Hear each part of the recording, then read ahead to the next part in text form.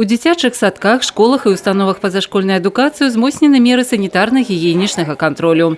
Асаблівая ўвага надаецца мерам эпідэміялагічнай бяспекі, гігіенічная апрацоўка рук пры ўваходзе для педагогаў і школьнікаў, праветрыванне і уборка на працягу дня. Спартыўныя залы мыюць пасля кожнага занятку, калідоры пасля кожнага перапынку, вучэбныя класы ў перазменку.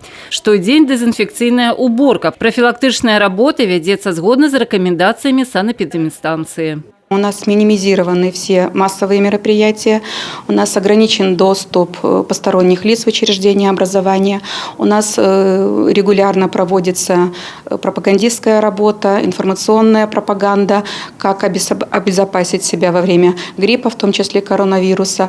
Информационные листовки у нас развешаны по всем кабинетам, в холлах проведено совещание с классными руководителями, с педагогическим коллективом. На бліжэйшы час у установах адукацыі вобласці абмежаваны масавыя мерапрыемствы, адменены замежныя паездкі, перанесена правядзенне прадметных алімпіяд. Паводле статыстыкі колькаснага наведвання садкоў і агульнаадукацыйных школ нагоды для закрыцця устаноў на каранцін ці пераноса канікул на дадзены момант няма.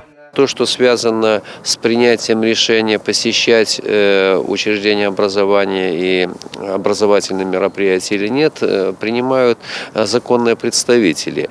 Но ситуация складывается и, как говорится, развивается так, что нет необходимости делать ограничения какие-то, связанные с посещением учреждения образования. Акрамя мер, якія выконваюцца ва ўстановах адукацыі бацькам, неабходна звярнуць пільную ўвагу на гігіену і эпідэміялагічную бяспеку дзяцей па-за межамі школ і садкоў. У выпадку першых прыкмет захворвання ад наведвання заняткаў лепш устрымацца і абавязкова звярнуцца да ўрача. Вераніка Якавец, Александр Сівецкі, тэлерадыёкампанія «Брэст».